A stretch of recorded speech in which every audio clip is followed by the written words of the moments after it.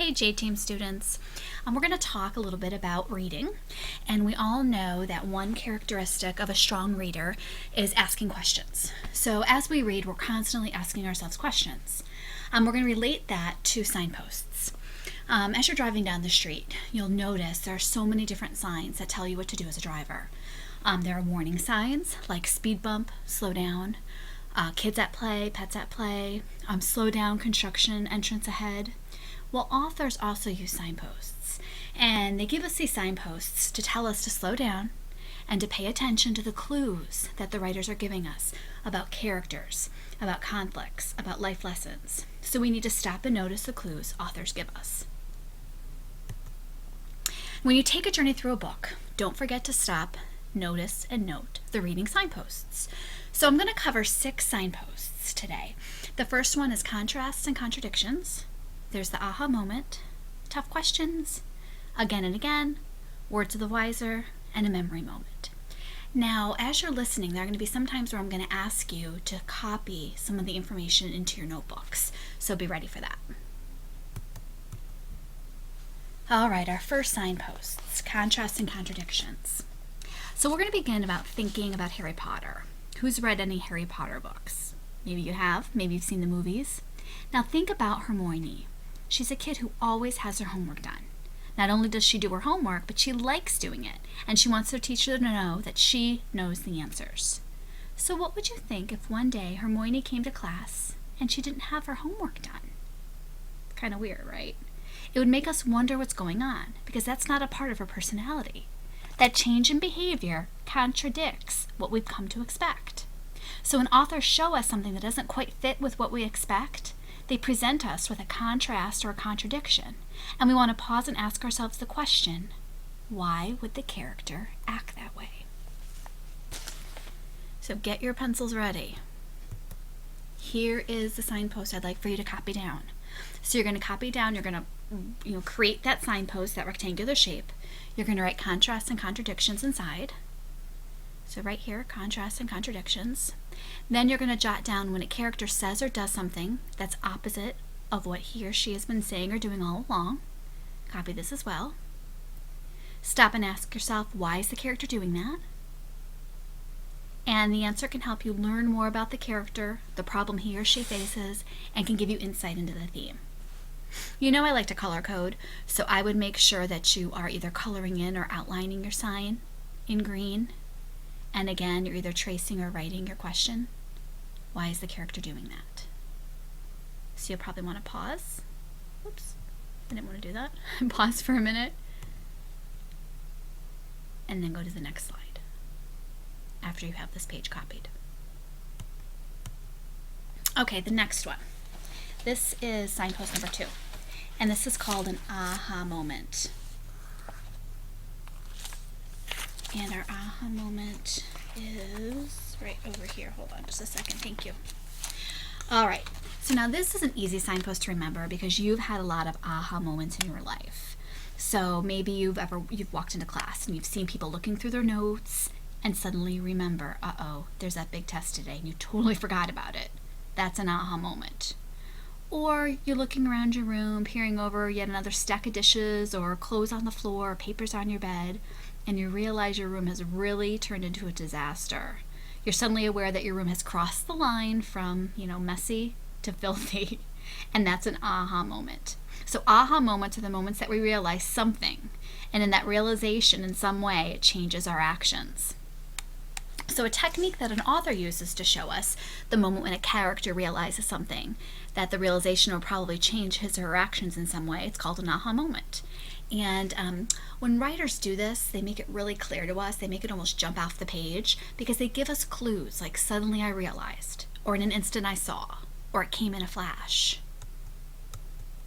So what I'd like for you to do next is copy this page of the aha moments. So you're going to copy the sign. Again, make that pentagon shape. You're going to write aha moment in there. When suddenly a character realizes, understands, or finally figures something out, you should stop and ask yourself, how might this change things? And again, you're going to color code so your sign and your anchor question match. That's what we call these anchor questions. If the character figured out a problem, you probably just figured out the conflict and the conflict's the struggle, the problem in the story. If the character understood a life lesson, you probably just figured out the theme. That's the message. So take a minute, pause, and go ahead and copy the chart on a new page in your notebook. All right, our third one. We have tough questions. This is our third signpost. So we all ask questions like, what's for dinner? Where are my shoes? Or do I really have to do my homework? So those are questions where we certainly want answers, but they're not tough questions. Those are just kind of easy to figure out questions. Tough questions are those questions that sometimes we ask ourselves or we ask someone else that seem not to have an answer right away. We might ask, how will I ever get over this? When we hear that maybe someone in our family has died or a friend's going through something tough, or maybe we'll say, oh, what should I do? When we have a difficult, almost impossible choice to make. Or am I brave enough to say no when we're asked to do something we know we shouldn't do? So when you share a tough question with a friend or just think it to yourself, you're sharing something that really bothers you. And in a novel, we call that internal conflict because it's a struggle inside of you. And if you can spot in a novel the tough questions a character asks of himself or of a friend, then you've found the internal conflict. So authors often show us these tough questions in a straightforward way. That main character is going to ask a trusted person or himself a question that obviously does not have an easy answer. And once you notice that tough question, here's your anchor question that you're going to think to yourself. What does this question make me wonder about? And again, these jump off the page as well. Some examples are, what could I possibly do? Or I couldn't imagine how I could cope with. Or how could I ever understand how she? Those are some examples. So get that pencil ready. You're copying the signpost, tough questions. So you're going to make a triangle. Copy tough questions. When the character asks himself a really difficult question, you should stop and ask yourself, what does this question make me wonder about? The answers will tell you about the conflict and might give you ideas about what will happen later in the story. Again, color code purple and purple. Put this on pause while you copy this on the next clean page in your notebook.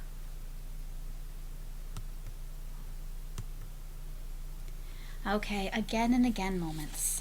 This is our fourth signpost that we're talking about today. All right, so an again and again moment. Much of what we learn about our friends and our enemies, I suppose, we learn by noticing patterns. So again and again is about some of those patterns. And in this case, the pattern's repetition. When something happens over and over again, that repetition begins to tell us something, that if we notice it and give it some thought. For example, one day you're maybe sitting with a few friends when another one joins you.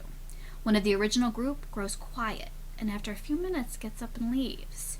You may not think anything of it at that moment, but if it happens again the next day, and again the next day, and again the next week, you'll probably notice it. It's a pattern, a repetition of the event that occurs again and again, and you know something is up. So maybe they had a fight or they're not getting along. So, obviously noticing isn't enough. You have to do something with what you've noticed, or it's lost. You have to wonder about it, speculate about what it might mean, or perhaps compare it to other incidents, or it's not going to help you understand what's going on. So you have to make some mental or some actual notes about the repetition and what it might mean. So again, maybe these friends had a falling out. Perhaps they discovered they're in competition for something. Or maybe they realize they like each other more than they thought initially. They don't know what to do about it. So again and again moments happen in books too. And when an author repeats something, a word or an image or an event or it's something, those are the words that are the images or the events that we see again and again. And we have to ask ourselves, why does this happen again and again? And this answer is going to tell us something about the character or the plot or about the theme. So get those pencils ready. Here we go. Again and again. When you notice a word, a phrase, an object, or a situation mentioned over and over again, you should stop and ask yourself, why does this keep showing up again and again? The answer is going to tell you about the theme and the conflict, or they might foreshadow what's going to happen next. Again, color code, so you're going to make a sign with again and again, color code blue, blue, on that next clean page in your notebook. So go ahead and pause, and then you'll move on to the next signpost. We have 2 more to go. All right, let's just review these 4 though. These are the signposts that help us understand the plot. to show how the characters are developing, to show how the conflict arises and is resolved, and identifies the theme. So what I want for you to do on that next clean page in your notebook, go ahead and copy this down here so you know what these signposts help us to do. Go ahead and write down all 4 of these signposts that we just discussed, and then I want you to add an anchor question under each signpost. So remember, if I went back, for instance, to again and again, the anchor question is, why does this keep showing up again and again? So I'm going to go under again and again. Why does this keep showing up again and again? Oops. So I'd like for you to do that as well for each of the other 3.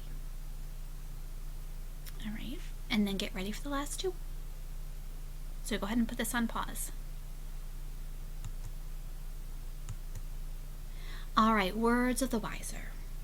When a character who's probably older and lots wiser takes the main character aside and gives that main character some serious advice, you need to ask yourself, what's the life lesson and how might it affect the character? Whatever the lesson is, you probably found a theme for the story. So words of the wiser is when you have someone who is older or a trusted friend that's just giving that main character some advice, telling them what their opinion is and what they should do. That's called words of the wiser. So take a minute, pause this as you copy down the signpost words of the wiser, all of the notes that go along. Make sure your anchor question and your sign match, they're color coded. And then you can move on to the last signpost.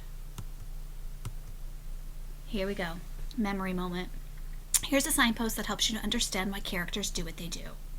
A memory moment is the point in the book when the writer interrupts what's happening in the story to show the main character as he or she remembers something important. So you're kind of like thinking of a flashback. So memory moments. Sometimes it's obvious. The character is going to say something like, oh, I remember the first time I met him.